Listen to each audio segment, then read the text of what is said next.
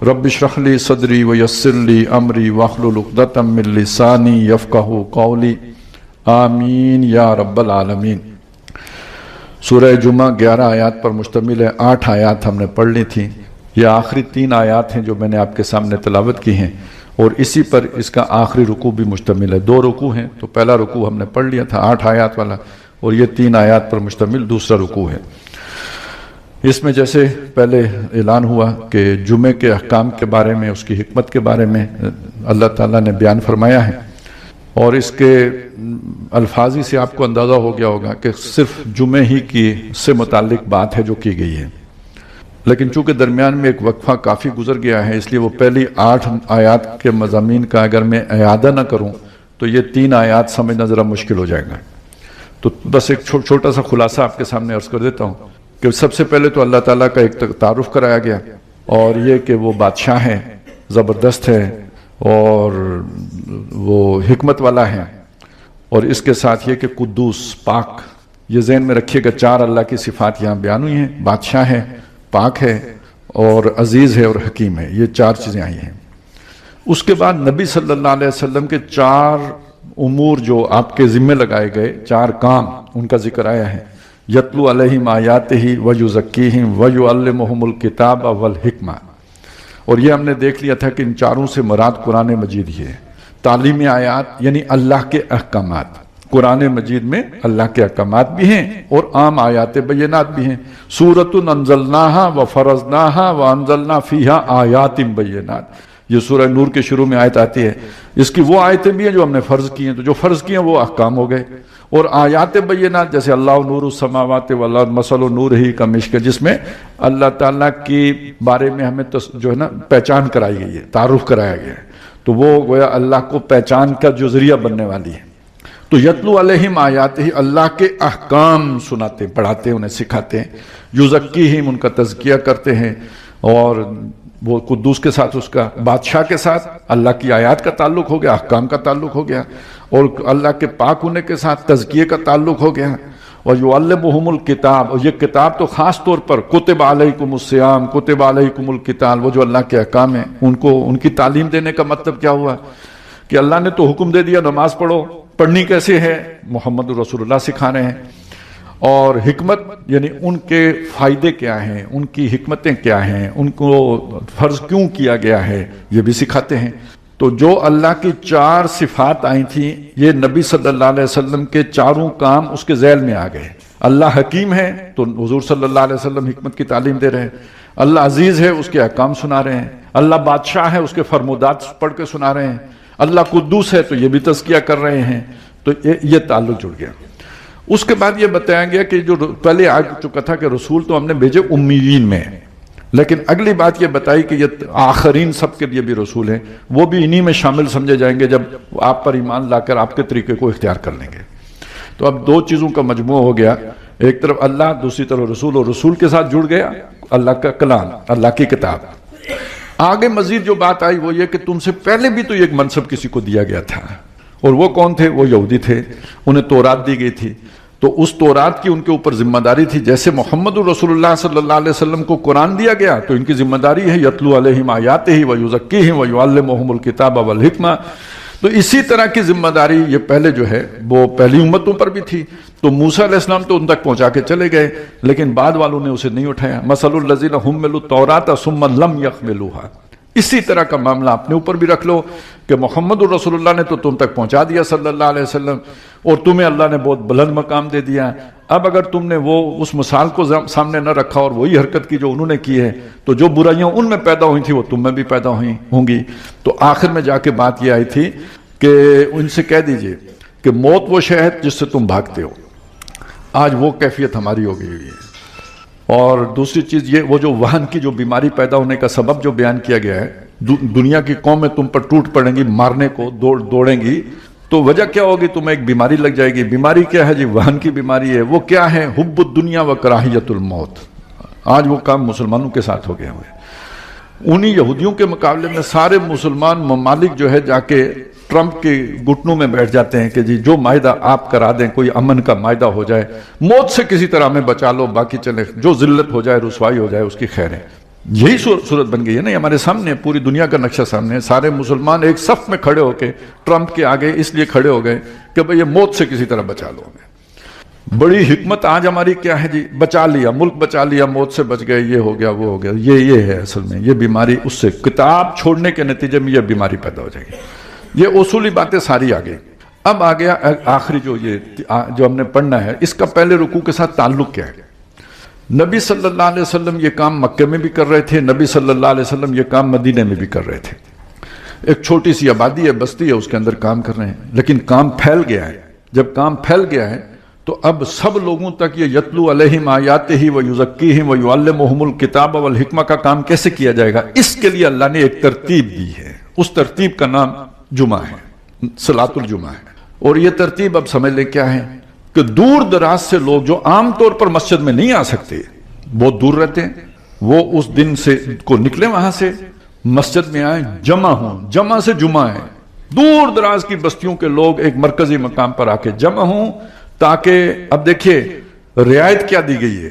رعایت یہ دی گئی ہے کہ ظہر پڑھتے ہو 4 رکعتیں، 2 رکعتیں کم کر دی ہیں ہم نے، اب 2 رکعتیں پڑھو گے. ان 2 رکعتوں کی جگہ پہ 2 خطبے سنو. ان خطبوں میں کیا ہوگا؟ یتلو علیہم آیاتہ ویزکیہم ویعلمہم الکتاب والحکمہ. وہ جو پہلے جا کے ایک ایک بندے کو سمجھایا جاتا تھا، اب ایک نظام دیا گیا ہے کہ اس نظام کے اندر وہ کام کیا جائے گا. اور یہ جو نظام ہے نا، یہ صرف امت مسلمہ کے لیے نہیں ہے، یہ پہلی امتوں کے لیے بھی تھا. جیسے ہے نا کتب علیکم الصیام کما کتب علی الذین من قبلکم، تو یہ جمعہ ہم پر اضافی فرض کیا گیا، پہلے والوں پر نہیں تھا. نہیں، پہلے والوں پر اس سے زیادہ سخت تھا. یہ ہمیں معلوم ہے نا کہ عیسائیوں کا جو مبارک یا مقدس دن ہے وہ اتوار ہے، اور یہودیوں کا ہفتہ ہے، ہمارا جمعہ ہے. دعوے دار ہم تینوں کس کے ہیں؟ ابراہیم کے دین پر ہونے کے. تو جان لیجئے ابراہیم کے دین میں مبارک دن جمعہ ہی تھا.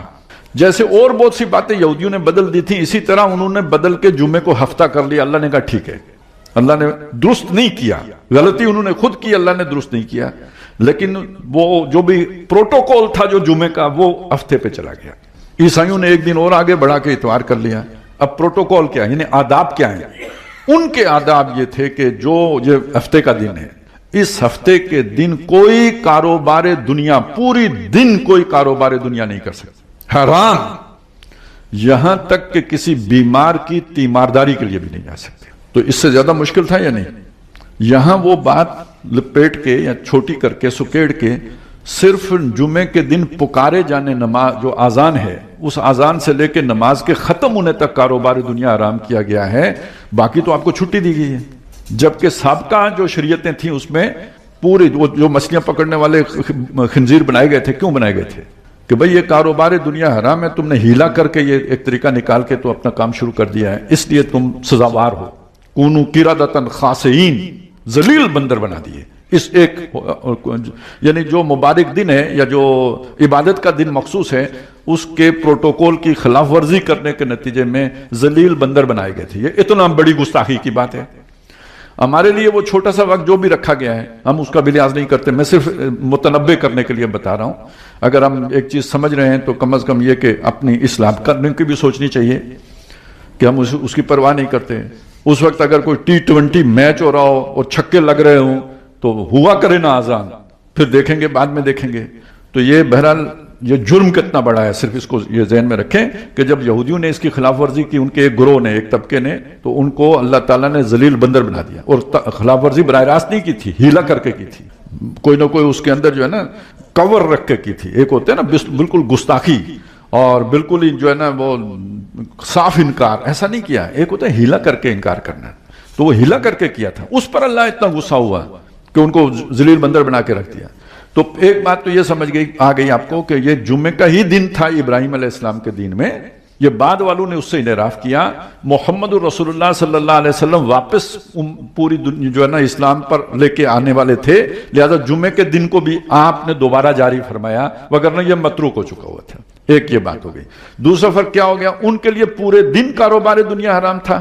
ہمارے لیے اللہ تعالیٰ نے ایک تھوڑا سا وقت جو نماز جمعے کا ہے، آذان سے لے کے نماز ختم ہونے تک، اس کو جو ہے نا حرام رکھا ہوا ہے. اس میں کوئی کاروبار دنیا نہیں ہو سکتا. اس میں ایک چھوٹا سا اختلاف ہے، پہلی آذان سے یا دوسری آذان سے، میں اس میں نہیں پڑھتا، میں صرف آپ کو یہ بات بتا رہا ہوں. البتہ پسندیدہ یہ ہے کہ جمعے کے دن کوئی خاص طور پہ اس کا جو پہلا حصہ ہے فجر سے لے کے نماز جمعہ کی ادائیگی تک کوشش کی جائے کہ کوئی کام نہ رکھا جائے سامنے.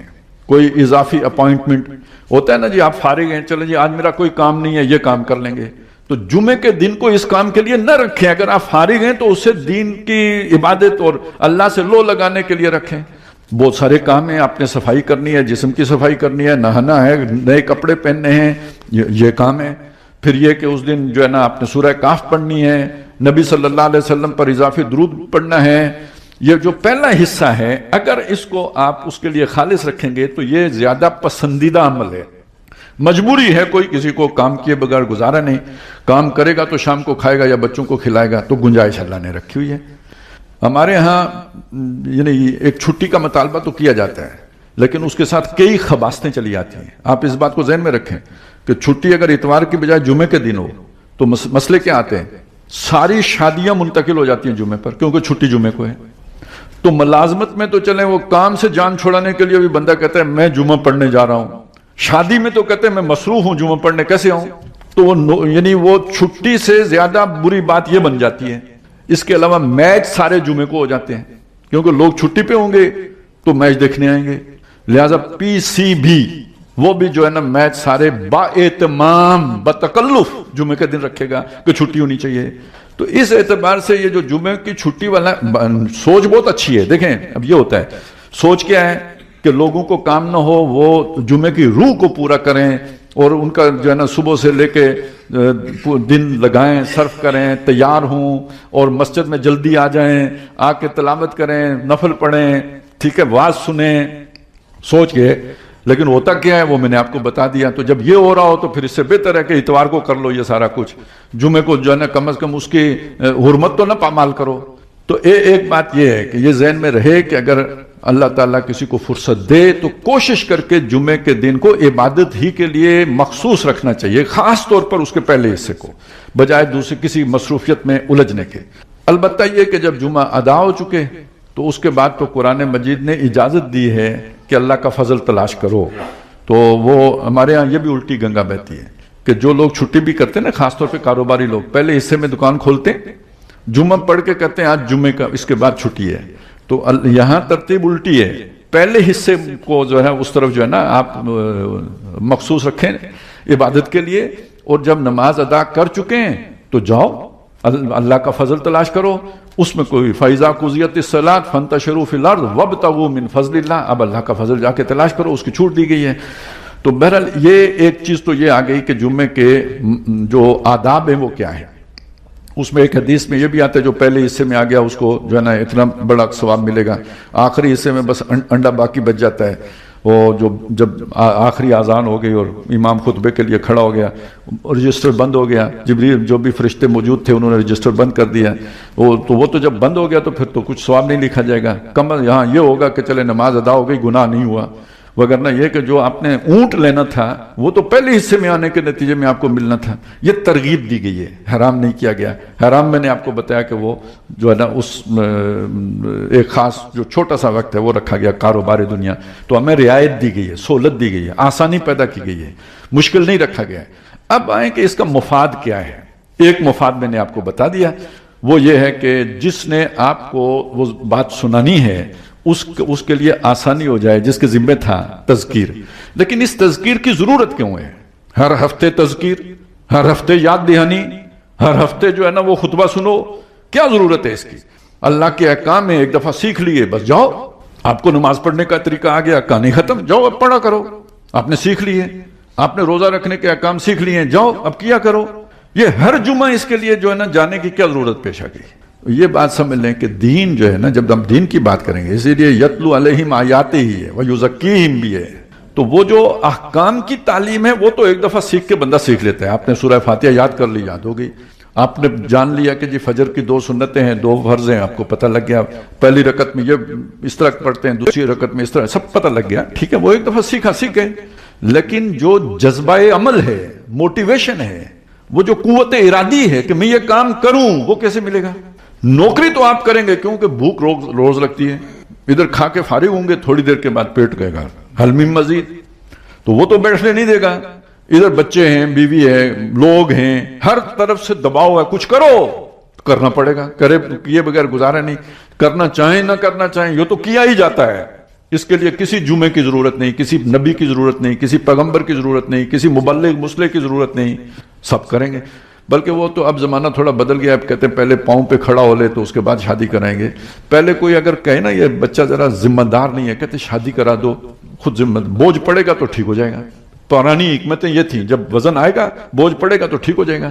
تو اس کا مطلب یہ ہے کہ یہ والے تو اللہ تعالیٰ نے اندر ایسی موٹیویشن رکھ دی ہے کہ بندہ کام کرتا ہے، ٹھیک ہو جاتا ہے، لیکن نماز کی طرف نہیں آنے کے لیے تیار ہوتا، روزے کی طرف آنے، اس کے لیے کوئی زیادہ بڑا جذبہ چاہیے ہوتا ہے۔ وہ ایک جگہ پہ ایک پیر صاحب جو ہے نا ایک دفعہ بات کر رہے تھے، وہ کہتے ہیں یار میرے پاس لوگ آتے ہیں، آ کے کہتے ہیں استاد جی دعا کریں میں نماز پڑھوں، استاد جی دعا کریں میں حج پہ جاؤں۔ کسی نے آج تک مجھے یہ نہیں کہا کہ دعا کریں میں دکان کھولوں، کہ دکان خود کھول لیتے ہیں۔ یہ سمجھ لیں کہ ہمارے اندر اپنی دنیا کی ضرورتیں پوری کرنے کا مادہ اندر موجود ہے، اس کے لیے باہر سے کسی کو سمجھانے کی ضرورت نہیں ہے، از خود ہے۔ لیکن جو دین کے کام ہیں اس کی طرف آنے کے لیے جو جذبہ محرکہ، وہ تحریک کے جو عمل پر آمادہ کرے، وہ اندر موجود نہیں ہے۔ اور اس تحریک کا دوسرا نام ایمان ہے، یقین ہے اللہ پر، آخرت پر۔ اس یقین کے بغیر وہ تحریک نہیں پیدا ہوتی۔ نماز پڑھنے کا دنیا کا فائدہ تو نہیں ہے نا، وہ آخرت کی جواب دہی ہے جو آپ کو آمادہ کرے گی۔ روزہ رکھنے پر آخرت کی جواب دہی آمادہ کرے گی۔ اب یہ سچ اور جھوٹ کا فرق ہے۔ سچ بولنے سے دنیا کا نقصان ہوتا ہے، جھوٹ بولنے سے فائدہ ہوتا ہے۔ آپ جھوٹ بول کے زیادہ نفع کما سکتے ہیں، سچ بول کے آپ کا نقصان ہو جائے گا۔ دیانت امانت سے نقصان ہوتا ہے، خیانت سے لوگ جو ہے نا ارب پتی بن جاتے ہیں۔ دیکھ لیں آپ، آگے پیچھے دیکھ لیں۔ تو یہ نقصان کیسے دنیا کا کوئی گوارا کرے؟ جب تک کہ آخرت کا یقین نہ ہو یہ نقصان آدمی نہیں کر سکتا۔ اب ایک مسئلہ یہ ذہن میں رکھیں، اور دوسرا مسئلہ یہ ذہن میں رکھیں، دنیا نقد ہے، آخرت ادھار ہے۔ کیا مطلب؟ آپ نے جو دنیا کے لیے محنت کی نا، وہ شام کو آپ کے ہاتھ میں ہے۔ آپ نے محنت کی، حلوہ پکایا، میٹھا کھایا۔ آپ نے جو اللہ کے لیے محنت کی اس کا کوئی نتیجہ ہی نہیں نکلا۔ آپ نے نمازیں پڑھی، آپ نے روزے رکھے، آپ نے ذکر کیا، آپ نے پتہ نہیں کیا کیا محنتیں کی، مشقتیں کی، کوئی پتہ ہی نہیں کدھر گئی۔ اور انسان کی یہ سوچ ہوتی ہے کہ جس سے اسے فائدہ ملے وہ کرتا ہے، نتیجہ نکلتا ہے نا، وہ کام کرتا ہے آدمی۔ آپ نے یہ کام شروع کیا، اتنا فائدہ ہو گیا، اور کرنے کا جذبہ پیدا ہوتا ہے۔ ایک کام شروع کیا، اس کا کوئی نتیجہ ہی آپ کے سامنے نہیں آیا تو جذبہ ماند پڑ جاتا ہے۔ اسی کو دوسرے اعتبار سے میں آپ کے سامنے رکھوں کہ دنیا کے اندر اللہ نے کشش بھی رکھی ہے، یہ اپنی طرف کھینچتی ہے، خود سے کھینچتی ہے۔ آخرت وہ اب ٹھیک ہے، اللہ نے وعدہ کیا جنت ہوگی، اس میں یہ ہوگا، سب کچھ ہوگا، لیکن کس نے دیکھا؟ اور انسانی رویہ کیا ہوتا ہے؟ نو نقد تیرا ادھار۔ کیا مطلب؟ اگر نقدی 9 مل رہے ہوں نا، ادھار 13 مل رہے ہوں تو 9 لے لو، 13 چھوڑ دو۔ یہ انسانی سوچ ہے، اس کی سمجھ ہے۔ تو اگر اس کو بار بار نہیں سمجھایا جائے گا کہ آخرت اہم ہے، آخرت اہم ہے، آخرت اہم ہے، روز لیکچر نہیں دیا جائے گا تو دنیا اسے اپنی طرف کھینچ لے گی۔ اس کے لیے تذکیر ضروری ہے، یاد دہانی۔ میں کون ہوں، میں کہاں سے آیا ہوں، میں کہاں جانے والا ہوں، جہاں اور مجھے کیوں بھیجا گیا ہے، میرے کرنے کے کام کیا ہیں، اور جہاں جاؤں گا وہاں مجھے کس چیز کے پوچھ ہوگی۔ یہ ہے ذکر، یہ ہے یاد دہانی، یہ ہے تذکیر۔ یہ کرتے رہنے کی شے ہے، کرتے رہنے کی شے ہے، کرتے رہنے کی شے ہے، نہیں تو غفلت طاری ہو جائے گی۔ دنیا خود اپنی طرف کھینچ لے گی، اس طرف سے آنکھ بند ہو جائے گی۔ یہ آنکھ کھولنی پڑتی ہے، بار بار کھولنی پڑتی ہے۔ اب آپ کو پوری بات سمجھ میں آ جائے گی۔ یہ 5 وقتہ نماز کا نظام بھی اسی کام کے لیے۔ جاؤ اپنے دنیا کا کام کرو، واپس آؤ اللہ کو یاد کرو۔ اقیم الصلاۃ لدلوک الشمس الی غسق اللیل وقرآن، یہ سب کیوں ہے؟ اقیم الصلاۃ لذکری، نماز قائم کرو میری یاد برقرار رکھنے کی۔ اس میں کھڑے ہو کے بار بار ابھی کام کر رہے تھے، آ گئے الحمدللہ رب العالمین الرحمن الرحیم مالک یوم الدین، آ گیا نا دن یاد۔ یہ ہے اصل میں یاد دہانی۔ عید بھی یاد کرو، ایاک نعبد و ایاک نستعین، مڑ مڑ کے یاد کرتے رہو۔ یہی سورہ فاتحہ ہر رکعت میں پڑھو۔ اس یاد دہانی کی اتنی ضرورت ہے۔ اور ایک بڑا دن بھی آ گیا، جمعے کا دن، اور اس جمعے کے دن یہ یاد دہانی اس سے بڑی سطح پر باقاعدہ ایک خطاب کے ذریعے سے کی جائے گی۔ اچھا، میں نے آپ کو ایک بات ابھی تک بتائی ہے نا، یہ کہ اگر یہ یاد دہانی نہ ہو تو غفلت طاری ہو جائے گی، دل کے اوپر دوسری چیزوں کے اثرات زیادہ، دنیا کے اثرات زیادہ ہو جائیں گے۔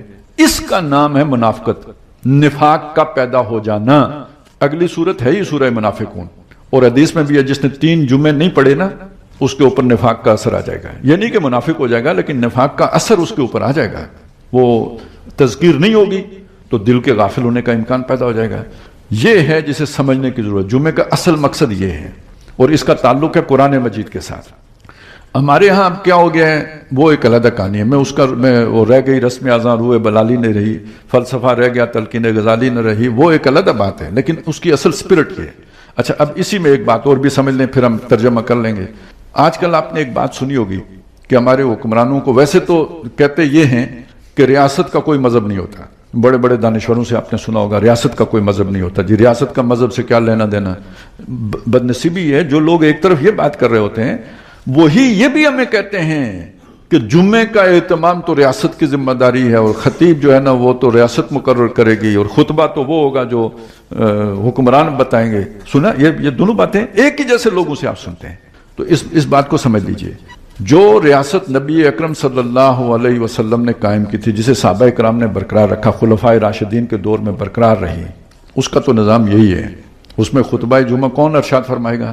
نبی صلی اللہ علیہ وسلم. اور خلیفہ یا جو بھی جہاں مسجد ہوگی، خلیفہ کا جو نائب ہوگا، خلیفہ نے جسے مقرر کیا ہوگا، وہ یہ کام کرے گا. اور اب اس کے دو کام ہو جائیں گے، ایک تذکیر، اور دوسرا اس زمانے میں میڈیا تو نہیں تھا نا. میڈیا کو پانچواں ستون کہا جاتا ہے ریاست کا. کیوں؟ یہ کمیونیکیشن میڈیا ہے نا، اس حکمرانوں کی بات کو عوام تک یہ پہنچائے گی. اس زمانے میں یہ اس کے فورم مسجد تھی. کوئی ریاست کی پالیسی ہے، کوئی جو ہے نا وہ بات سمجھانی ہے، کہاں سمجھائیں گے، کب سمجھائیں گے، کیسے سمجھائیں گے؟ جمعے کو لوگ آئیں گے، بیٹھیں گے، اور خطیب جو ہے نا یا گورنر جو ہے یا جو بھی تحصیلدار ہیں وہ اپنی بات کرے گا. وہ سرکاری بات ہوگی، جو حکومت کی جو پالیسی ہے وہ لوگوں کے سامنے آ جائے گی. اسی طرح لوگوں کو کوئی اعتراض ہے، کوئی بات کرنی ہے، جیسے نہیں کچہری لگتی پبلک، وہ جو کچہریاں لگاتے، تو یہ جمعے کا موقع اور گورنر بیٹھا ہوگا مسجد میں، جس نے شکایت لگانی ہے آ کے لگائے، اویلیبل ہے، دستیاب ہے. تو وہ اس کے ساتھ یہ نظام بالکل یہی تھا. لیکن آج اگر نیشن سٹیٹس ہیں، اسلامی ریاست نہیں، قومی ریاستیں ہیں، اور جن کا نظام اگر سیکولر اور لبرل ہے، ان کے سربراہوں کو کیسے یہ اختیار دیا جاتا ہے؟ انہوں نے آ کے کیا تذکیر کرنی ہے؟ یخرجونہم من النور الی الظلمات. بھئی اس تذکیر کا مقصد کیا ہے؟ اللہ ولی الذین آمنوا یخرجہم من الظلمات الی النور والذین کفروا اولیاءہم الطاغوت یخرجونہم من النور الی الظلمات. یہ روشن خیالی کے نام پر یہ کیا کرتے ہیں؟ منکرات پھیلاتے ہیں. امر بالمعروف نہی عن المنکر کی جگہ امر بالمنکر نہی عن المعروف کرتے ہیں. تو ان کو اختیار دیا جائے گا کہ یہ آ کے جمعے پڑھایا کریں، یا ان کے لکھے ہوئے یا ان کے خریدے ہوئے دانشوروں کے جو ہے نا وہ مقالے علماء پڑھ کے لوگوں کو سنائیں گے، خطیب پڑھ کے سنائیں گے. تو پھر ہو گئی تذکیر. پھر تو جمعہ جو ہے نا الٹیاں پٹیاں پڑھنے کا ذریعہ بن جائے گا. تو اس وقت جو بھی حالات ہیں اس میں تو جمعہ جن کے پاس ہے انہی کے پاس ٹھیک ہے. ریاست کی پالیسی نہیں آئے گی، لیکن کوئی نہ کوئی تذکیر کا کسی نہ کسی درجے میں تو اہتمام ہوگا نا. بس یہ اس حوالے سے ذرا تمہیدی گفتگو میں آخری بات تھی. اب آ جائیں آیات کا ہم ترجمہ کر لیتے ہیں. فرمایا یا ایھا الذین آمنوا، بات یہ ایمان والوں سے، یہ کوئی جمعہ کافروں پر فرض نہیں ہے، ایمان والوں پر. اے وہ لوگوں جو ایمان لائے ہو، اذا نودی للصلاۃ من یوم الجمعۃ، جب پکارا جائے نماز کے لیے جمعے کے دن.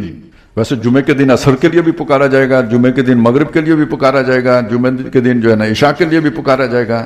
لیکن یہاں جو مراد ہے وہ اصل میں جمعے کی نماز ہے، یعنی ظہر کی جو نماز ہے اس کی طرف جو ہے نا اشارہ کیا گیا ہے.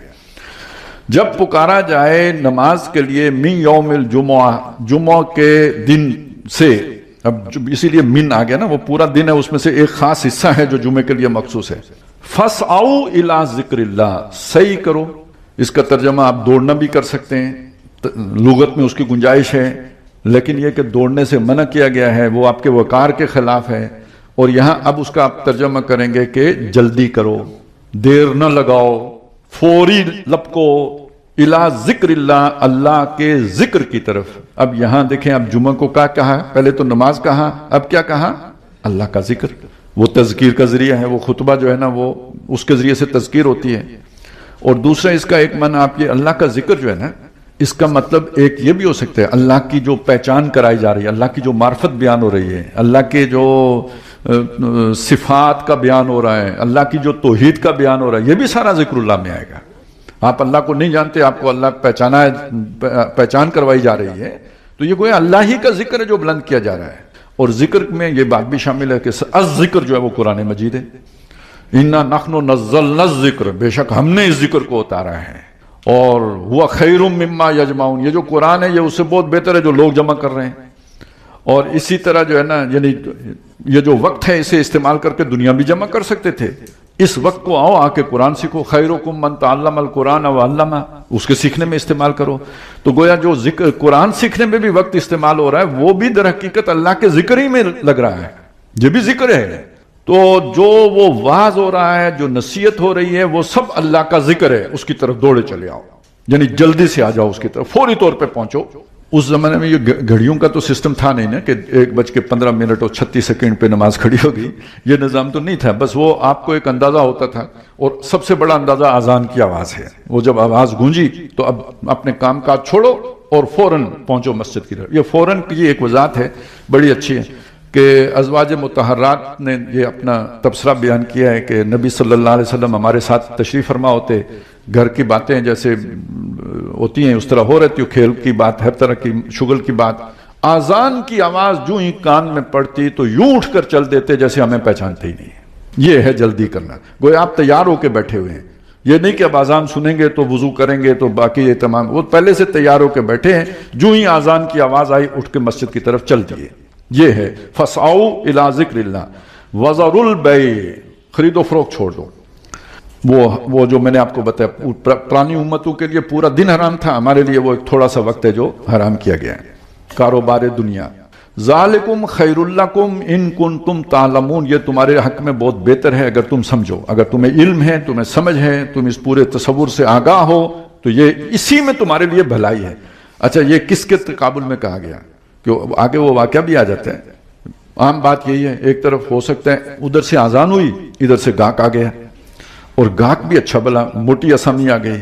اب جو دکاندار ہے اسے خیر کس میں معلوم ہوگا؟ ہاں اس میں نہیں ہے خیر، وہ اب آزمائش ہے، اب وہ تمہارا امتحان ہے. خیر ادھر ہے تو بھائی یہی چھوٹا سا امتحان اللہ نے لینا ہے، اور یہ ہر آدمی کا روز ہوتا رہتا ہے.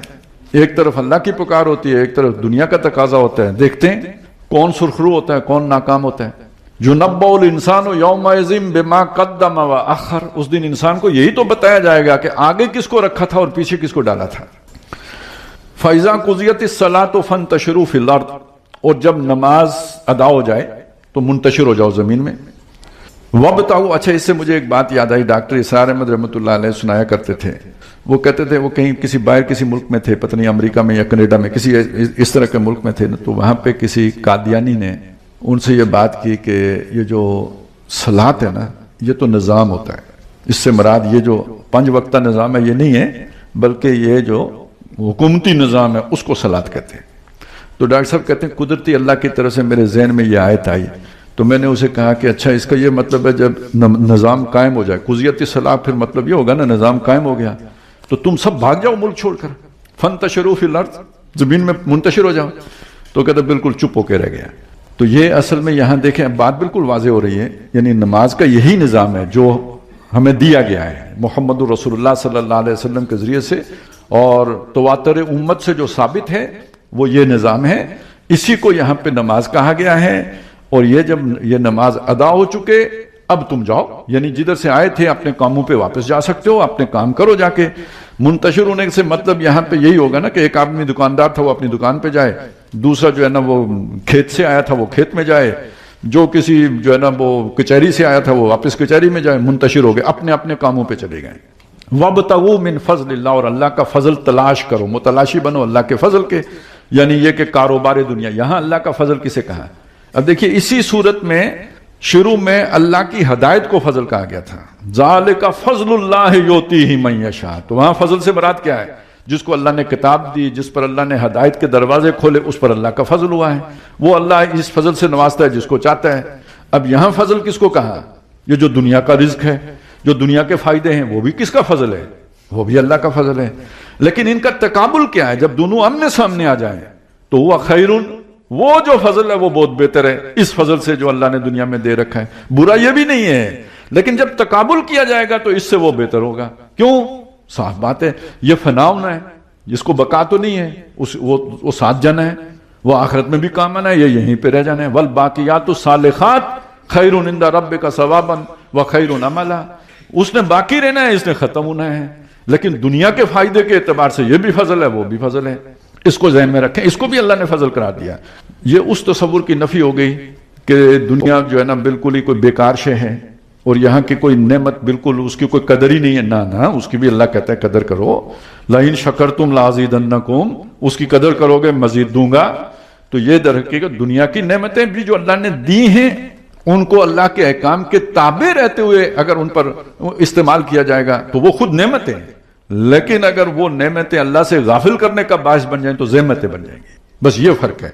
जबकि नेक अमाल जो हैं वो तो साथ जाने ही हैं, और खास तौर पे सबसे बढ़कर अल्लाह की मार्फत, अल्लाह की पहचान, अल्लाह से ताल्लुक, अल्लाह की किताब, ये सबसे बड़ा जिक्र है और ये सबसे बेहतरीन चीज है। वज़कुरुल्लाह कसीरा, और अल्लाह को बकसरत याद रखो। अब ये बकसरत याद रखने का क्या मतलब है? एक मतलब तो जिक्र लिसानी हो गया, अल्लाह अल्लाह अल्लाह, सुबहान अल्लाह, अल्हम्दुलिल्लाह, अल्लाह अकबर, ये जितने भी अल्लाह को मुख्तलिफ नामों से पुकारते रहो, ये जिक्र लिसानी है। एक वो जिक्र है जो कहा गया खड़े बैठे लेटे करते ही रहो, अल्लज़ीना यज़कुरून अल्लाह क़ियामन व क़ुऊदन व अला जुनूबिहिम। ये कौन सा जिक्र है? इसे कहते हैं इस्तिग़फ़ारुल्लाहि फ़िल क़ल्ब, अल्लाह को दिल में हर वक्त हाजिर रखना, जिसे कहते हैं याद रहना। जैसे आप घर से चले, पिंडी आ गए हैं, लाहौर चले गए, कराची चले गए, घर वाले याद आते रहते हैं या नहीं? ये जो घर वाले याद आते रहते हैं ना, ये भी जिक्र है, और ये जिक्र कल्बी है। अल्लाह ये चाहता है तुम जो दुनिया के काम करो मेरे जिक्र से, यानी दिल में मेरी याद से गाफिल ना हो, हर वक्त मेरी तरफ मुतवज्जे रहो, दिल मेरी तरफ लगा रहे। वो एक बार बल्कि बात कही जाती है ना कि हाथ जो है वो कारवल और दिल यारवल। ये है कि अल्लाह को बकसरत याद करने का माना यह होगा कि दिल अल्लाह की तरफ मुतवज्जे रहे, वो गाफिल ना हो जाए, नहीं तो फिर वो तुमसे गलत फैसला हो जाएगा। सच्चाई पे कायम रहो, हराम से बचो, तो दिल में अल्लाह याद रहेगा तो मुमकिन है ना, नहीं तो उस हराम के अंदर कशिश तो बड़ी है, वो खींच लेगा अपनी तरफ। तो वज़कुरुल्लाह कसीरन लअल्लकुम तुफ्लिहून, ताकि तुम बामराद हो, कामयाब हो, फलाह पाओ, मंजिल मुराद पा सको। अब ये आखिर में एक वाक़या आया है, इस वाक़े का ताल्लुक खुतबा जुम्मा यानी जुम्मे की नमाज की तरतीब के साथ भी है, जो अब और है, पहले और थी। जब जुम्मे की नमाज इब्तिदा में फर्ज हुई है तो इसकी तरतीब वही थी जैसे कि आजकल हमारी ईदैन की तरतीब होती है, पहले नमाज पढ़ते हैं फिर खुतबा होता है। जुम्मे का भी शुरू में यही दस्तूर था, यही तरीका था, पहले नमाज होती थी फिर खुतबा होता था, बाद में खुतबा पहले हो गया, नमाज बाद में हो गई। तो जिस जमाने में खुतबा बाद में होता था उस मौके पे ये एक मसला पैदा हुआ कि नबी सल्लल्लाहु अलैहि वसल्लम नमाज पढ़ने के बाद खुतबा इरशाद फरमा रहे थे कि वो वहां पे एक काफिला आ गया, काफिला तजारती काफिला। ये ज़हन में रहे कि ये आज वाला मामला नहीं था कि आप चले गए किसी सुपर स्टोर में, किसी बहुत बड़े जो है ना वो महल में, और जो शॉपिंग महल में, और सारा जो सामान आपने खरीदना है जब दिल का चाहा गए और खरीद के ले आए, ऐसा नहीं होता था। उस जमाने में मुख्तलिफ अजनास के जो है ना काफिले चलते थे, जैसे आजकल भी देहात में होता है ना, कोई रेडी वाला आता है, वो बल्कि ये कि पंजाब के देहात में तो मस्जिद में ऐलान होता है प्याज वाला आया है और प्याज ले जाओ, ठीक है जी, वो शलजम वाला आया हुआ है, शलजम ले जाओ। तो ये पहले जो है ना इसी तरह काफिले आते थे, उनके पास सामान तिजारत होता था। एक जरा चले थोड़ा सा टाइम आपका लग जाएगा, एक और लतीफ नुक्ता ये है कि ये जो तिजारत होती है ना, इसके साथ जुड़ी हुई शय खेल भी है। इस बात को आप यूं समझें कि किसी इंसान का दिल खेल की तरफ जल्दी माइल होगा या तिजारत की तरफ जल्दी माइल होगा। तो अगर आप किसी को खेल के लिए बुला लें, तो अगर उसने चीज नहीं भी खरीदनी तो वहां चीज दस्तयाब होगी तो इम्कान होगा कि वो खरीद के ले जाए। अगर आप ऐलान ही सिर्फ तिजारत का करेंगे तो जो न्याय जरूरतमंद होगा वो तो आएगा, आम आदमी नहीं आएगा। तो जब आप ढंडोरा खेल का पीटेंगे तो खेल देखने ज्यादा लोग आ जाएंगे, साथ सौदा भी बिक जाएगा। लिहाजा पहले तिजारत के लिए मेले ठेले होते थे, मुख्तलिफ इलाकों में मेले लगते थे, उधर ही सारी चीजें भी बिकती थी। ये मेला और तिजारत ये जुड़ी होती थी। मीना में भी लोग तिजारत करते थे, इसी वो उसको भी एक मेला ही बना दिया था। और जो इस तरह के काफिले आते थे उनके साथ भी आप कह रहे हैं ढोल बजाने वाले भी होते थे, कुछ खेल तमाशा करने वाले, वो लोगों को खेल तमाशे के लिए बुलाते, लोग वो खेल देखने आते, साथ सौदा भी बिक जाता है।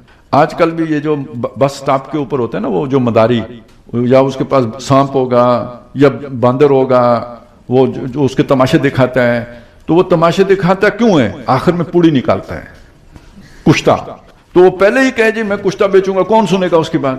وہ پہلے وہ کھیل تماشا دکھاتا ہے، اتنا بڑا مجمع لگ جاتا ہے، پھر وہ بتاتا ہے یہ گولی کھانے سے جناب یہ ہوتا ہے اور وہ ہوتا ہے، ٹھیک ہے؟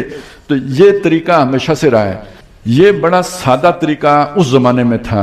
اب اس طریقے نے میں کچھ آپ کو بتانا چاہتا ہوں، انڈسٹری کی صورت اختیار کر لی ہے، اور دو انڈسٹریاں ذہن میں لے کے آئے، support industry, film industry, support industry, film industry, اور دنیا میں سب سے زیادہ ہائی پیڈ جو ورکر ہیں نا وہ ان دو انڈسٹریز سے وابستہ لوگ ہیں۔ کھلاڑی جتنا کماتا ہے، دورانیہ تھوڑا ہوتا ہے لیکن کماتا بہت ہے، اس کو جو ملتا ہے نا جو واجبات وہ کوئی اور سوچ بھی نہیں سکتا، سپورٹس میں۔ اور پھر اس کے بعد فلم انڈسٹری، اداکار اور اداکارائیں۔ اب دیکھیے تماشا دیکھیں کیا ہوتا ہے، پہلا تماشا یہ ہوتا ہے کہ لوگ ٹیلی ویژن کے اوپر میچ دیکھنے کے لیے بیٹھیں گے اور فلم دیکھنے کے لیے یا ڈرامہ دیکھنے کے لیے بیٹھیں گے، اور بیچ میں ایڈ چلیں گے، ٹرپلٹ جس گھر میں جائے گھر جنت بن جائے، ہیں جی، اور وہ سب سے اچھا فلانا، اور یہ وہ صابن ہو تو 707، اور کوئی نئے والے مجھے یاد نہیں ہے، سارے پرانے ہی یاد ہیں۔ تو یہ بیچ میں چل رہے ہیں، سودا خریدنے کی طرف آپ کو راغب بیچ میں کیا جا رہا ہے۔ اگر میچ نہ ہوتا تو آپ ایڈ دیکھتے، اور فلم نہ چل رہی ہوتی تو آپ ایڈ دیکھتے۔ اب سمجھ آئی میری بات کی؟ ایک بات تو یہ ہوتی ہے۔ دوسری بات، اب یہی کھلاڑی اور یہی اداکار اور اداکارائیں رول ماڈل قرار پاتی ہیں۔ جو فیشن وہ اختیار کریں گے وہ فیشن سب کا ہے۔ کھلاڑیوں سے لوگوں کو کتنی محبت ہوتی ہے آپ کو پتہ ہی ہے، وہ تو مجھے کچھ بتانے کی ضرورت ہی نہیں ہے۔ اور اداکاروں وہ تو فین کلب ہوتا ہے نا، دیوانوں کا کلب۔ اب اس کا اندازہ ایک واقعے سے لگائیں۔ یہ مردوں کو ٹخنے ننگے رکھنے کا حکم دیا گیا ہے، تھک جاتے ہیں جمعے میں آگے پیچھے تبلیغ والے، وہ بھی ٹخنے، لیکن جب دیکھیں پانچے نیچے۔ آپ وہ حدیثیں سنائیں، جو کچھ پانچے کے اس ٹخنے کے نیچے ہے وہ آگ میں ہے، دفع بلا۔ ایک اداکارہ نے کسی ڈرامے میں پتہ نہیں اس کی شلوار چھوٹی بن گئی، کیا ہوا، اس کی وہ جو ہے نا وہ ٹخنوں سے اوپر پاجامہ ہو گیا، پوری دنیا کا فیشن بن گیا۔ یہ ان کی یہ بغیر اعلان کے رسول کی پوزیشن پر آ کے بیٹھ جاتے ہیں۔ اتباع جو ہے نا، جیسے رسول کا اتباع کیا جاتا ہے ایسے ان کا اتباع شروع ہو جاتا ہے۔ یہ نیا اضافہ، یہ پہلے نہیں تھا، پہلے انہیں کنجر کہتے تھے، اور یہ معاشرے کا وہ طبقہ نہیں ہوتا تھا کہ جس کو لوگ فالو کریں۔ اب ان کو یہ نئے دور میں آ کے یہ سٹیٹس مل گیا ہے کہ یہ اصل میں فیشن ان کے ذریعے سے رواج پائے گا۔ اچھا، فیشن کا بزنس کے ساتھ کیا تعلق ہے؟ آپ نے یہ سوٹ خریدا، یہ 1.5 لاکھ روپے کا سوٹ تھا، 10 دن کے بعد فیشن بدل گیا، 2.5 لاکھ کا آ گیا، کیوں؟ وہ اداکارہ نے پہنا ہے، تو یہ تو گیا نا اب کچرے میں، نیا خریدے۔ تو یہ سارا بزنس اس پہ بیس کر گیا یا نہیں کر گیا؟ تو ایک تو یہ کہ ان کو معاشرے کی سوشل انجینئرنگ کے لیے استعمال کیا جاتا ہے۔ 1000 مولوی صاحب واز کہیں کہ یہ کام کرو، اور ایک اداکار وہ کام کر کے دکھا دے یا اس کے الٹ کر کے دکھا دے، معاشرے میں رواج اس اداکار کا کام پائے گا، نہ کہ مولوی صاحب کا واز۔ تو یہ کھیل کون کھیل رہا ہے؟ یہ سرمایہ دار کھیل رہا ہے۔ اب یہاں پہ آخری بات میری سن لیں، کسی معاشرے میں بے حیائی ختم ہو ہی نہیں سکتی جب تک اس میں یہ معاشی سطح پہ انصاف فراہم نہ کر دیا جائے۔ یہ بہت خطرناک بات ہے جو میں آپ کو بتا رہا ہوں۔ جب ارج پیدا ہو جائے گی، یہ آپ نے فیشن یہ بتایا نا، یہ چیز گھر ایسا ہوتا ہے، اس میں سامان یہ ہوتا ہے، اب عام آدمی تو یہ نہیں پرووائڈ کر سکتا، خواہش اندر پیدا ہو گئی۔ اب یہ جب خواہش پیدا، آگ لگ گئی اندر کہ یہ سارا کچھ میرے پاس بھی ہونا چاہیے۔ اب اس کو حاصل کرنے کے لیے عورتیں بھی نوکری کریں، مرد بھی نوکری کریں، پیسے کماؤ جس طرح مرضی کماؤ، عزت ہی بیچنی پڑ جائے، نہیں بیچتے لوگ، کوالٹی لائف، یہ شروع ہو جائے گا۔ اور دوسری طرف وہ جو عیاش بدماش سرمایہ دار بیٹھا ہوا ہے، اسے کوئی حسن تلاش کرنے کے لیے دور دراز کے سفر کرنے کی ضرورت نہیں ہے، حسن چھن کے اوپر آ جائے گا۔ تو یہ تو اس کی ضرورت، وہ پہلے لونڈیاں رکھتے تھے اور آج کل وہ بہت بدنام ہو گئی ہیں، اب یہ سارا یہ دھندا ہے۔ وہ چارٹر جہاز بمبئی بھیجے گا، وہاں سے جو ہے نا مس یونیورس کا انتخاب تو پہلے ہو چکا ہے، مس یونیورس کا، اس کو بھی انتخاب سرمایہ دار کو نہیں کرنا پڑا، اس کی ڈیو پیمنٹ کرے گا اور جہاز آ جائے گا۔ کوئی سمجھ آئی میری بات کی؟ یہ سب آپس میں دھندا ملا ہوا ہے، بزنس اور بزنس کے ساتھ کھیل، اور کھیل کے ساتھ پھر یہ ساری بدماشی، اور کھیل کے 2 حصے، فلم انڈسٹری اور سپورٹ انڈسٹری۔ اب آپ یاد کریں نضر بن حارث کو، سورہ لقمان کے پہلے رکوع میں اس کا ذکر آتا ہے. اس نے کہا تھا اس قرآن سے لوگوں کو دور کرنے کے لیے جو ہے نا یہ اس نے وہ لہو الحدیث خریدی. قرآن کہتا ہے وہ کیا تھا؟ اس نے وہ لونڈیاں لایا تھا اور قصے کہانیاں کی کتابیں لایا تھا, اور وہ گانے لونڈیاں سناتی تھی اور وہ قصے کہانیاں اس محفل میں پڑھی جاتی تھی تاکہ لوگ یہ کھیل تماشے کی باتیں سنیں اور نبی صلی اللہ علیہ وسلم کی بات جا کے نہ سنیں. آج کے نزار ابن حارثین نے مجھے بتائے نا یہ سارا کر لیا, اچیو کر لیا یا نہیں کر لیا؟ آپ کی نوجوان نسل آج کیا سنتی ہے, کیا دیکھتی ہے, کس میں ٹائم صرف کرتی ہے؟ یہ ہے وہ ساری بات. اور وہ پہلے زمانے میں کوٹھا ہوتا تھا, پھر وہ کوٹھے نے سینمے کی صورت اختیار کی, پھر ٹیلی ویژن کی صورت اختیار کی. وہ تو چلیں ڈبہ گھر میں رکھا ہوتا تھا, اور اب یہ ہے کہ ہر ایک کی جیب میں آ گیا. کیا ہے وہ کہ دل کے آئینے میں ہے تصویر دوست, جب چاہا گردن جھکائی اور دیکھ لی والی صورت ہے, جو مرضی دیکھو. یہ ہے وہ فلسفی کہ جو در حقیقت اس قرآن کے ضد اور مقابل کے طور پر ہے. یہ سوشل انجینئرنگ کا ذریعہ ہے, نئے ٹرینڈ سیٹ کرنے کا ذریعہ ہے, یہ امر بالمنکر کا ذریعہ ہے اور نہی عن المعروف کا ذریعہ ہے. یہ کوئی معمولی بات نہیں ہے کہنے کو کھیل ہے جی ہم کرکٹ دیکھ رہے ہیں, لیکن یہ کرکٹ صرف کرکٹ نہیں ہے. ان کو اگر داڑیاں بھی رکھائی گئی ان کو خود نہیں پتا ہوگا, لیکن ان کو یہ جواز فراہم کرنے کے لیے کہ نمازیں پڑھتے ہیں. لیکن ان نمازوں کے پیچھے جو فلسفہ ہے وہ یہ ہے جو میں نے آپ کے سامنے رکھا ہے. سورہ رحمان کی پہلی 4 آیات مکمل کر دی جس میں عظمت قرآن کا مضمون بیان ہوا. جو انسان پہ سب سے بڑی رحمت کی ہے وہ یہ ہے کہ اس کو اس آخری کتاب سے ہمکنار کیا ہے, اور انسان کو اللہ نے جو سب سے بڑی صلاحیت دی ہے وہ بولنے کی صلاحیت دی, کلام کرنے کی صلاحیت دی ہے, معافی ضمیر بیان کرنے کی صلاحیت دی ہے, اپنی بات سمجھانے کی اور دوسرے کی بات سمجھنے کی صلاحیت دی ہے. لہذا بہترین لوگ در حقیقت وہ ہیں کہ جو اللہ کے اس کلام کو سمجھ کر دوسروں کو سمجھانے کی کوشش کریں. یہ اس کا لبے لباب ہے جو ہم نے تقریباً پچھلی نشست میں 1 گھنٹہ تقریباً ہم نے اس پر صرف کیا. اب اس سے آگے اللہ کی قدرتوں کا بیان ہے, اللہ کے کمالات, اللہ کی خلاقی. ظاہر ہے یہ جو پوری کائنات ہے, یہ کائنات ہمارا تو ایمان ہے کہ اللہ نے بنائی ہے. ہاں جو لوگ اس کی جستجو میں ہیں, اس کی تہ میں پہنچنے کی کوشش کرتے ہیں, اس کا مشاہدہ کرتے ہیں, ان کا خیال ہے کہ یہ خود بخود بنی ہے.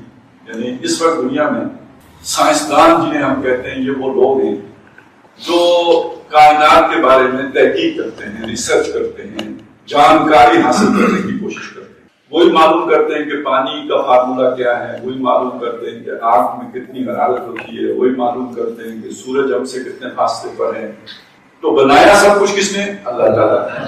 اب وہ جو کچھ بنا ہوا ہے اس کے بارے میں سمجھنا, جانکاری حاصل کرنا, یہ سائنس ہے. اور جو اس جانکاری کی کوشش کر رہے ہوتے ہیں, اس کے اصول مرتب کر رہے ہوتے ہیں, اس کے قوانین اور ضوابط بنا رہے ہوتے ہیں, ان کو ہم سائنٹسٹ کہتے ہیں. اور دنیا میں جتنے بھی تقریباً بڑے بڑے سائنسدان ہیں وہ سارے کے سارے دہری ایتھیسٹ ہیں, وہ اللہ کو مانتی نہیں. اور یہ اس زمانے کا سب سے بڑا یعنی عجوبہ, سب سے بڑا لطیفہ کہیں, سب سے بڑا عجوبہ کہیں, سب سے بڑا جو ہے نا حیرت کی بات کہیں کہ کوئی انسان یہ نہیں مان سکتا کہ گھڑی خود بن سکتی. کوئی انسان یہ ماننے کے لیے تیار نہیں ہوگا کہ ایک چھوٹا سا گلاس خود بن سکتا ہے. اور جو انسان یہ نہیں مانتا کہ گھڑی خود بن سکتی ہے, موبائل خود بن سکتا ہے, گلاس جیسی چیز خود بن سکتی ہے, وہ یہ ضرور مانتا ہے کہ چاند, ستارے, آسمان, یہ سارا کچھ خود بن گیا ہے, یہ کسی نے نہیں بنایا ہے. یہ سب سے بڑا لطیفہ ہے, یہ سب سے بڑی حیرت کی بات اور سب سے بڑے اچنبے کی بات. اس سے آپ ایک بات سمجھ لیں جو میں نے پہلے بھی عرض کی تھی کہ ہمارے اس علم کے اندر شیطان اس درجے اندر گھس کے سیاہی بول رہا ہے, وگرنہ اس کائنات پر غور و فکر کے نتیجے میں اللہ یاد آ جانا چاہیے. قرآن مجید کا یعنی قرآن نے یہ جو اللہ نے مخلوق بنائی ہے اس کو اپنی نشانیاں, اللہ نے اپنی نشانیاں قرار دیا. ان فی خلق السماوات والارض واختلاف اللیل والنہار لآیات لأولی الالباب. یہ تو خیر سورہ آل عمران میں ہے, لیکن سورہ بقرہ میں تو بڑی تفصیل آئی ہے. ان فی خلق السماوات والارض واختلاف اللیل والنہار والفلک التي تجری فی البحر بما ينفع الناس وما انزل اللہ من السماء من ماء فاحیا به الارض بعد موتها وبث فیها मिन कुल्लि दाब्बतिन व तसरीफ रियाह व सखाबिल मुसख्खर बैन अस्समाइ वल अर्द लआयातिन लिकौमिन याकिलून। तो ये तो अल्लाह की निशानियां हैं। तो इसका नतीजा ये निकलना चाहिए था कि जो शख्स कायनात पर जितना ज्यादा गौर व फिक्र करे वो उतना अल्लाह के करीब जाता रहे। अल्लज़ीन यज़कुरून अल्लाह क़ियामन व क़ुऊदन व अला जुनूबिहिम व यतफक्करून फी खल्क़िस समावाति वल अर्द। वो लोग के जो अल्लाह को खड़े बैठे लेटे याद रखते हैं और कायनात पर, आसमानों और जमीन पर गौर व फिक्र करते हैं, उसकी बनावट पर, उसकी तख्लीक पर गौर व फिक्र करते हैं। तो होना तो ये चाहिए था, लेकिन हो बिल्कुल इसके उलट रहा है। और वो ये हो रहा है कि एक किस्म के लोगों की तो वो है कि जो उनके पास फुर्सत ही नहीं है कि वो चांद को देख सकें या सूरज को देख सकें या आसमान को देख सकें, इतने मसरूफ हैं। हम भी जब छोटे थे तो फिर भी रात को आसमान देख लेते थे, लेकिन अब हमारे यहाँ भी आसमान देखने का मौका कम ही मुयस्सर आता है लोगों को। हम मोबाइल देख लेते हैं, टेलीविजन देख लेते हैं, आसमान देखने का मौका तो नहीं मुयस्सर आता। लेकिन जो एक तरफ ऐसे लोग हैं कि जिन्हें आगे पीछे आंख खोल के देखने का मौका ही नहीं है, और दूसरी तरफ वो लोग हैं कि जो दूरबीनें और खुर्दबीनें लगा के देख रहे हैं मगर ये कि हकीकत नहीं देख रहे। अहले नजर ज़ौक़ नजर खूब है, लेकिन जो शय की हकीकत को समझे वो नजर क्या। तो ये शय की एक जाहिर तो नजर आ रहा है, यालमून ज़ाहिरम मिनल हयातिद दुनिया, लेकिन इसके पीछे जो हकीकत कुबरा है पिन्हा, जो खालिक की ऐसी, उसको नहीं देख सकते। ये एक आज के दौर का अलमिया कहें। इससे पहले मैंने लतीफा कहा था, लेकिन अब मैं यहां आके आपके सामने रखता हूं, अलमिया कहें, इसे आप आज की ट्रेजेडी कहें। और ये सबसे बड़ी दज्जालियत है कि आपके पास मालूमात का तो खजाना आ गया, लेकिन ये कि कायनात के बारे में तो जानकारी आ गई, लेकिन उसके पीछे जो असल हकीकत है उस तक निगाहें नहीं पहुंच सकी, पर्दा पड़ गया, वहां तक इंसान का इल्म नहीं जा सका। यह सबसे बड़ी महरूमी है इंसान की। तो बहरहाल कुरान मजीद ने अपनी बात समझाने के लिए, यानी अल्लाह ताला की खल्लाकी, अल्लाह की कुदरत, अल्लाह की ताकत, अल्लाह के बनाने का जो फन है, उसको बार बार जगह जगह उजागर किया है कि वो कितना अला कुल्ल शैइन कदीर हस्ती है, कितना बड़ा खल्लाक है, कितना बड़ा माहिर है बनाने में। इसके नमूने हैं जो कुरान मजीद ने जगह जगह बयान किए। तो यहां पे भी जब एक तरफ तो वो इल्म उसका जिक्र कर दिया जो वही के जरिए से आया, कुरान मजीद अजीम तरीन किताब, बेहतरीन लोग तो वो हैं जो कुरान सीखे और सिखाएं। उसके बाद दूसरा जो इल्म है, जो इंसान आंख से, कान से, नाक से, जो अल्लाह ने मुख्तलिफ सलाहियतें दी हैं जिन्हें हम हवासे खमसा कहते हैं, और फिर जो ताकुल की सलाहियत है, इसको बरूए कार लाकर जो इंसान इस्तिंताज और इस्तिखराज के जरिए से या इस्तिंबात के जरिए से जो इल्म हासिल करता है, वो इल्म है कि जिसे हम आमतौर पे इल्म बिल हवास कहते हैं या इल्म बिल अशिया कहते हैं। तो अब यहां पे उस इल्म बिल हवास या इल्म बिल अशिया का जिक्र है जो किया जा रहा है। इसकी तरफ और जगहों पे भी कुरान मजीद ने इशारा किया है ना, अफला यंजुरून इलल इबली कैफ खुलिकत व इलस समाई कैफ रुफियत व इलल जिबाल कैफ नुसिबत व इलल अर्द कैफ सुतिखत। तो क्या ये देखते नहीं है उस ऊंट की तरफ जिस पर ये सवार होकर जाते हैं कि किस तरह उसे डिजाइन किया गया है, इस सहरा के लिए गोया खास यानी स्पेशलाइज्ड यानी फॉर्म में उसे बनाया गया कि वो सहरा का जहाज कहलाता है। क्या उसको नहीं देखते? और अपने ऊपर आसमान को नहीं देखते कि उसको कैसे बुलंद कर दिया गया, और दाएं बाएं जो है खड़े पहाड़ों को नहीं देखते कि कैसे मजबूती से जमा दिए गए, और नीचे बिछी हुई जमीन को नहीं देखते कि किस तरह उसे बिछा दिया गया जिसके ऊपर इनका ऊंट जो है वो चलता चला जा रहा है। तो ये सारा देख के फज़क्किर तो खुद भी याद आना चाहिए, तो नबी आप भी याद कराएं इन्हें। तो ये असल में एक दो उलूम जो इंसान को दिए गए, बल्कि इस दो से मुझे एक बात अब एक इक्वेशन सी ज़हन में आ रही है, वो आपके सामने रख दूं। तो गोया ये दो आंखें इंसान की, एक इल्म दुनिया और एक इल्म वही, एक इल्म अशिया या इल्म बिल हवास और एक इल्म बिल वही। ये दो आंखें हैं जिनसे इंसान देखता है, और इनका आपस में कम्बिनेशन क्या है? जितना इंसान का इल्म बिल हवास वसी होता चला जाएगा, इतना ही इल्म बिल वही के बारे में उसकी जानकारी बढ़ती चली जाएगी। ये मैं इसे चलें एक मिसाल अगर आपके सामने रखूं तो यूं होगा कि यूं समझिए अगर इल्म का समंदर है जिसके किनारे आप खड़े हैं और कुरान मजीद वो समंदर है, ठीक हो गया। आप उस समंदर से कितना पानी भर सकेंगे? जितना आपके पास बर्तन हो। अपने बर्तन से ज्यादा पानी आप समंदर से नहीं ले सकते। बर्तन कैसे बनेगा आपका? ये जो ज़र्फ़े ज़हनी है, यानी बर्तन वो जो आपका सोच है, समझ है, वो समझ आपकी दुनिया की समझ, जितनी आपकी दुनिया की समझ होगी इतना आपका ज़र्फ़ बड़ा होगा। جتنا آپ کا ظرف بڑا ہوگا اتنا قرآن مجید کا علم اس کے اندر سما سکے گا. یہ اس کا آپس میں تعلق ہے. اب ہوا کیا ہے؟ ہوا یہ ہے کہ جن کا ظرف بن گیا نا بڑا، وہ اندر سے رہا خالی.